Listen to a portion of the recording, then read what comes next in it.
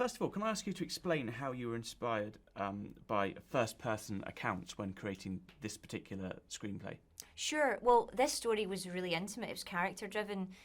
Unlike most war stories, this was told from the point of view of two men. And so to understand what that was like, I read every first-hand account I could because I was trying to understand what it was like to be soldiers on the ground. And traditionally, the overarching histories of the war don't tell it from that point of view, so first-hand accounts were my straight go-to.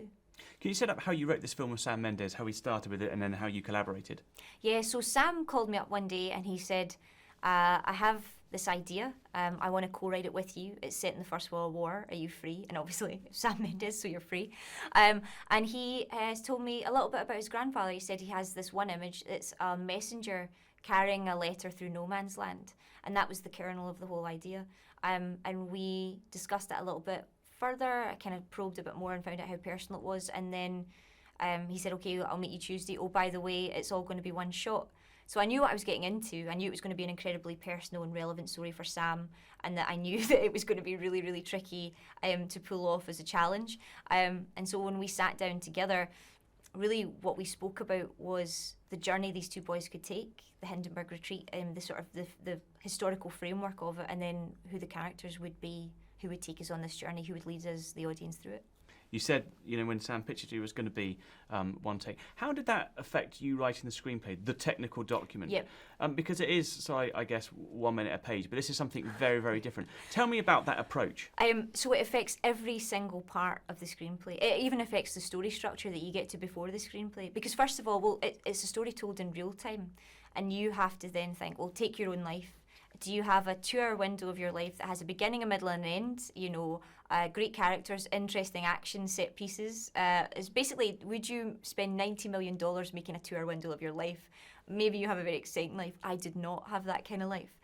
So there is a natural kind of how far can you push the audience before they stop believing that this is reality? Like, how far can you show the audience, like, can there be this, can there be that, before they go, no, I don't believe this would happen in a consecutive time period. So that's the first task. The second task in the script, I could speak to you for hours about how tricky that is. But to sum it up, I suppose it's really, really hard.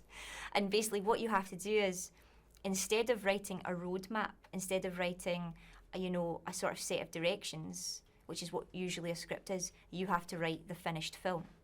And Sam and I wrote this film on spec. No one paid us to do it because we didn't know if it was going to work. We didn't know if the story would sustain, if it would work at all, really. So what we had to do was prove it. So that script was proof of concept. So every single line describes the frame of the film as you move through it. And it has to, of course, technically describe how to do the movie, but really its main goal is to be emotional. Can you outline the story for me very briefly of 1917? So what it is, these two young men are given the impossible mission where they have to go through what is potentially enemy territory to deliver a letter that will stop an attack. And that attack, if it does go ahead, will kill 1,600 men, and one of the men was the brother of the two guys, the messengers. Can you describe to me the unique relationship between our two men that we follow? Yeah, so it's Blake and Schofield. Blake's younger, greener, he's not really seen any action. I love the idea that he sort of read the Lone Ranger, and he's just become like obsessed with his idea of being a hero. So he's young, idealistic, like a lot of the young men that signed up. Schofield is older. He's been out there a bit longer. He's gone through the Somme, through Thiepval. He's seen horror. He's seen men die, and he wants to go home. He thinks the war is foolish, that it's a waste of life, and he wants to go back to his own life. And just lastly, what do you want audiences to take away from this film when they see it?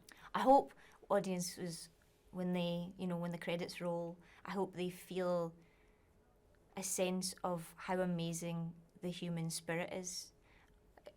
We're told a movie, but men actually lived this.